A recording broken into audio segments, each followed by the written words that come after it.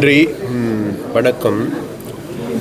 இன்று விசேடமாக வடகிழக்கில் இந்த காலநிலை தொடர்பாக பாதிக்கப்பட்டிருக்கின்ற பிரதேசங்கள் மக்களுடைய பிரச்சனைகள் சம்பந்தமாக பேசுவதற்கான ஒரு கூட்டம் இன்றைக்கு இடம்பெற்றது யாழ் மாவட்ட அலுவலகத்தில். அதில் விசேடமாக இன்றைக்கு எங்களுக்கு ஒரு விசேடமான நாள். பாதுகாப்பு செயலாளர் சம்பத் துயக்கொந்தா அவர்கள் கலந்து கொண்டார்கள். அதே போன்று அனர்த்த முகாமைத்துவ நிலையத்தின் பணிப்பாளர் கலந்து கொண்டார்கள். அதே போன்று எங்களுடைய வடமாகாண ஆளுநர் வேதநாயகம் அவர்கள் கலந்து கொண்டார்கள். அதே போன்று உதவி அரசாங்க அதிபர் அவர்கள், அதே போன்று எங்களுடைய அனர்த்த நிவாரண மாவட்ட பணிப்பாளர் உள்ளிட்ட பலரும் கலந்து கொண்டோம். அதே போன்று இந்த கூட்டத்திற்கு யாழ் மாவட்டத்தில் இருக்கின்ற அரசாங்க நிறுவனங்கள் அதில் இருக்கின்ற அனைத்து அதிகாரிகளையும் அழைத்திருந்தோம்.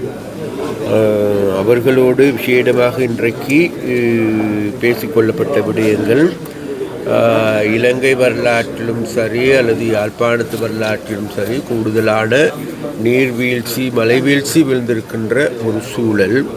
அப்போ இந்த சூழலின் காரணமாக இந்த பிரச்சனையை கொஞ்சம் கூடுதலான கவனத்துக்கு எடுக்க வேண்டும். இந்த பிரச்சனைக்கு முகம் கொடுத்திருக்கின்ற மக்களை இந்த நிலைமையில் இருந்து மீட்பதற்கு ஏதுவான நடவடிக்கை எடுக்கப்பட வேண்டும் என்று பேசியிருந்தோம். அதற்கு வழிகாட்டியாக எங்களுடைய ஜனாதிபதி அனுரகுமார் சாநாயக் அவர்கள் கடந்த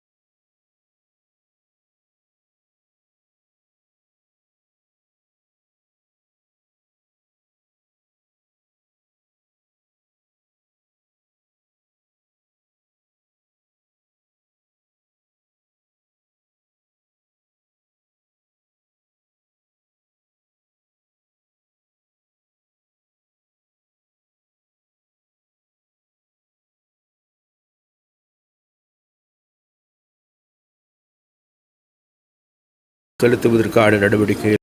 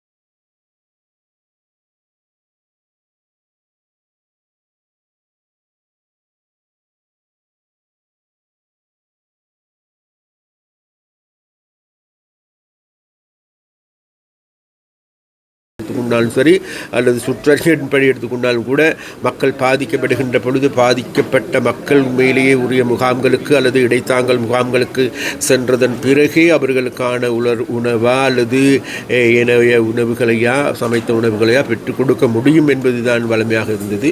அந்த நிலைமைதான் இன்னமும் இருக்கின்றது. அதே போன்று இன்றைக்கு எங்களுக்கு தேடி பார்க்கின்ற போது எங்களுக்கு நன்றாக தெரிகின்றது மக்கள் இந்த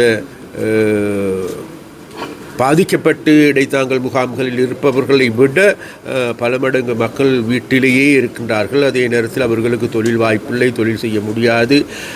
மீனவர்கள் எடுத்துக்கொண்டால் கடந்த ஒரு வாரத்துக்கு மேலாக கடலுக்கு செல்லவில்லை. அதனால் வேண்டி பாரிய பிரச்சனைகள் இருக்கின்றது. அதனால் இன்று வந்திருந்த டிஎஸ்மார்கள் அனைவருமே அந்த பிரச்சனையும் சுட்டி காட்டியிருந்தார்கள். அந்த பிரச்சனையை சுட்டி காட்டி உண்மையிலேயே அந்த பாதிக்கப்பட்டு இருக்கின்ற அந்த மக்களுக்கு என்ன செய்வது, அவர்களுக்கு உதவிகளை பெற்றுக் கொடுக்கப்பட வேண்டும் என்று கேட்டுக்கொண்டார்கள். அதற்கு எங்களுடைய பணிப்பாளரும் எங்களுடைய பாதுகாப்பு செயலாளரும் எங்களுடைய ஆளுநரும் அதற்கான நடவடிக்கைகள் எடுப்பதாக கூறியிருக்கிறார்கள்.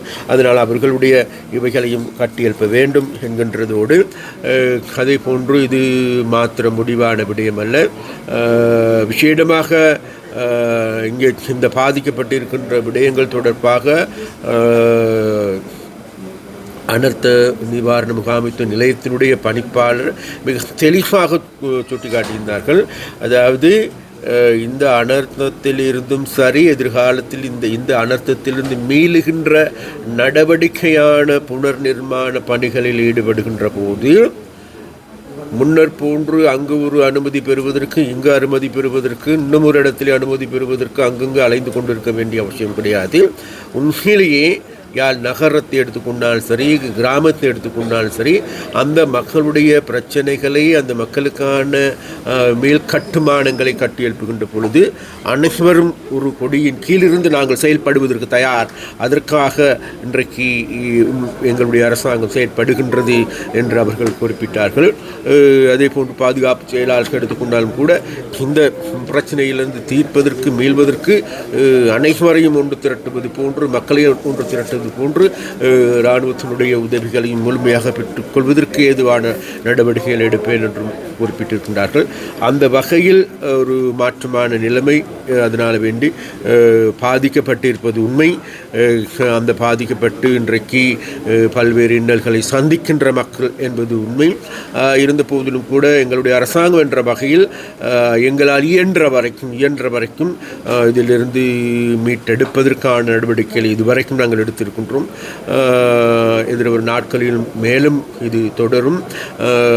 எதிர்வரும் இது மாத்திரமல்ல, எதிர்காலத்தில் கிணறுகள் சுத்தம் செய்வதிலிருந்து அனைத்து வேலைகளையும் முன்னெடுப்பதற்கு அரசாங்கத்தால் அல்லது இராணுவத்தின் உடைய உதவிகளை பெற்றுக்கொண்டு அனைத்தையும் முன்னெடுத்து உண்மையிலே ஒரு சீரான யாழ்ப்பாணமாக மாற்றுகின்ற நடவடிக்கைக்கும் அல்லது எதிர்காலத்தில் ஏற்பட போகின்ற சுகாதார சீர்கேடு தொடர்பாக அந்த நிலைமையிலிருந்தும் எங்களை மீட்டெடுப்பதற்கு எதுவான நடவடிக்கையும் அதே போன்று அந்த சுகாதார சீர்கேட்டிலிருந்து மீட்பதற்கு இப்போதே எங்களுடைய பாராளுமன்ற உறுப்பினர் பவானந்தராஜ் அவர்கள் நடமாடு வைத்திய சேவையை ஆரம்பித்திருக்கின்றார்கள்.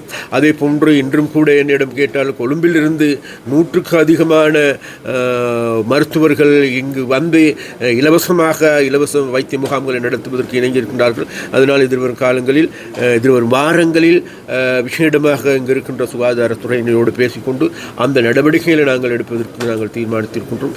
ஆகவே இன்று நடைபெற்ற இந்த கூட்டம் என்பது மிகவும் முக்கியமானது. அதனால் பல்வேறு முக்கியமான தீர்மானங்கள் எடுக்கப்பட்டிருக்கின்றது. அதனால் இங்கு வருகை தந்த பாதுகாப்பு செயலாளர் அனர்த்த நிவாரணத்துடைய பணிப்பாளர் உள்ளிட்ட அனைவருக்கும் எங்களுடைய நன்றிகளை நாங்கள் தெரிவித்துக்கொள்கிறோம்.